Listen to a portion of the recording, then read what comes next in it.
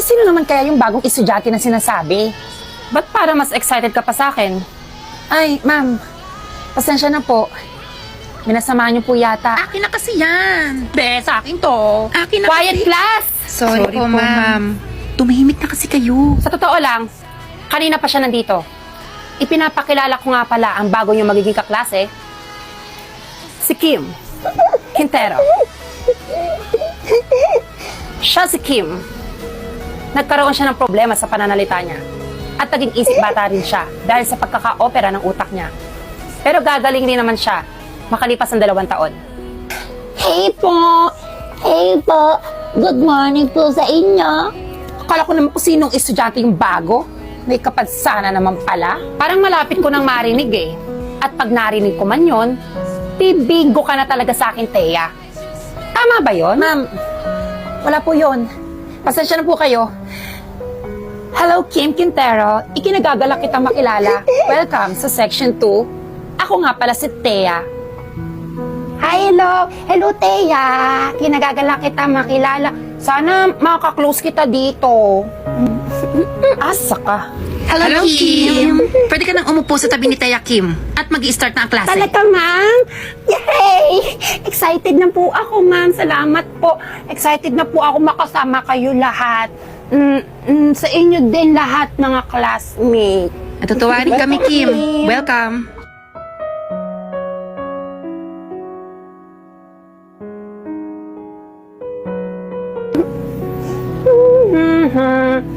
Ay, sobrang init dito sa eskwelahan ngayon ah. Uy, Thea! Ano na? Malapit na tayo gumraduate, oh. Di ka pa ba napapagod na bulihin at tarayan ako? Alam ko naman na may kabutihan pa rin dyan sa puso mo. Filinggera ka din, no? Filinggera ka? At asa ka naman na makakagraduate ka sa eskwelahan na to. Itatanga-tanga ka, di ba? At saka, huwag ka mag-expect na makakasama mo ko na makagraduate. At anong sabi mo? Hindi pa ba ako napapagod na bulihin at tarayan ka? Sungit-sungit mo kaya. Alam ko rin naman na yung puso mo malambot din yan. Alam ko may kabaitan ka pa din. Gusto mong mawala yung pambubuli at pagtataray ko sa'yo? O sige, simple lang. Lumayas ka sa eskwelahan na to para okay tayo. Ah, ganun lang ba? Tapos, friends na tayo, ah. Yes, magiging mag-friends na tayo. Kaya umalis ka na sa eskwela na to at wag na wag ka nang babalik. Ah, sige, Thea. Sabi mo eh. At saka pag nandito ka sa eskwelahan na to, hindi ka magiging successful. Kasi nga, tatanga-tanga ka at hindi ka naman natututo. Kaya, ano bang hinintay mo? Umalis ka na. Doon ka sa lansangan. Baka sakaling maging successful ka pa. O, sige na. Baka nga, doon ako magbabagay.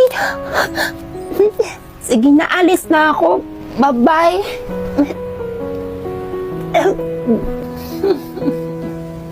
Mare, marami pa ba yan? Ako, Mare, kailangan ko maubos to ngayon. Mare, ako may pupuntahan pa. Mauna na ako sa'yo, ha? Ipagpabukas mo na kaya yan. Uulitin ko, kailangan kong makaubos. Ay, nako, Mare. Bahala ka Bili na nga po dyan. kayo. Naku, ako po may gawa nito. Ate, Kaya tumabi fresh ka! na fresh po ito. Masasagasaan ka! Ate, tumabi ka! Masasagasaan ka! Aray. Huwag ka na masyadong gumalaw. Okay ka na. Ligtas ka na. Ikaw naman kasi. Sinabi ko na sa'yo na accident-prone area yung pinaglalakuan mo. Inaaya na kita. Ang tigas ng ulo mo. Ay, nako. Hirap ko sabihan. Huwag ka na masyadong gumalaw pa. Pasensya ka na, Mare. Alam mo naman, kailangan ko talaga makabenta. Kailangan ko rin kasi ng pantuition ng anak ko. Kahit man lang yung anak ko makapagtapos ng pag-aaral, huwag lang magaya sa akin. Ikaw rin naman kasi. Ang aga-aga mo nag-asawa nun. De sana, attorney ka na ngayon, di ba? At alam kong makakapasa ka doon dahil magaling ka. Wala eh, sinayang mo lang. Pero salamat ha. Alam mo, kahit matagal na, may maniniwala pala sa akin. Malay mo, soon, swertihin ako. Nandyan lang naman ang pag-aaral eh. Di naman mawawala yan. Sa bagay, magandang hapon po. Pwede na po pala kayong i-discharge bukas. Nurse, magkano po pala inabot ng bill ko? Nurse, baka pwede pong bigyan niyo po ako ng discount ha. Kasi po, sapat lang din po yung kinikita ko.